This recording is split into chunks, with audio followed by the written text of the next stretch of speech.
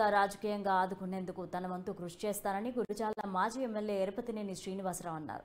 పిడుగురాళ్ల పట్టణంలోని శుభమస్తు కళ్యాణ మండపంలో జరిగిన కాపు ఆత్మీయ సమావేశానికి ఆయన హాజరయ్యారు.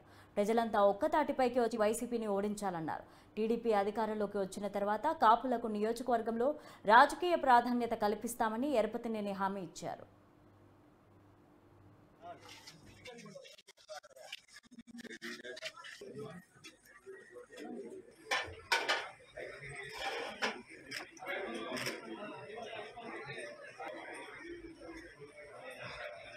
నుంచండి అట్లా నుంచండి.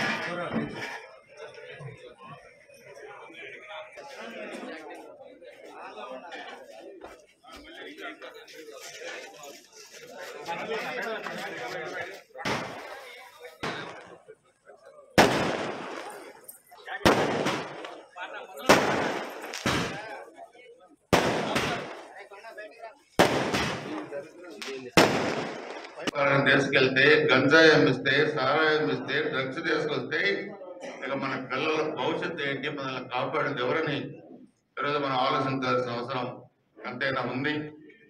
అందుకే ఈరోజు పిడుగురాళ్ళలో కాపు సోదరుల ఆత్మీయ సమావేశం చాలా బాగా వచ్చారు మీరందరూ కూడా. నేను రాష్ట్ర రాజకీయాలు మీ అందరూ కూడా తెలుసు, మీకు తెలియని వాళ్ళు కాదు. కానీ కర్తవ్యం ఒకటే మీరు గుర్తుపెట్టుకోండి.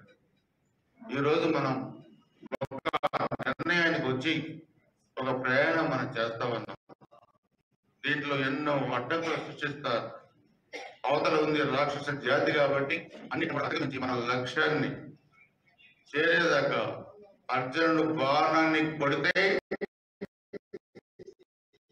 ఆ బాణం అవతల వ్యక్తిని ఛేదించే వరకు మనం నిద్రపోకూడదు.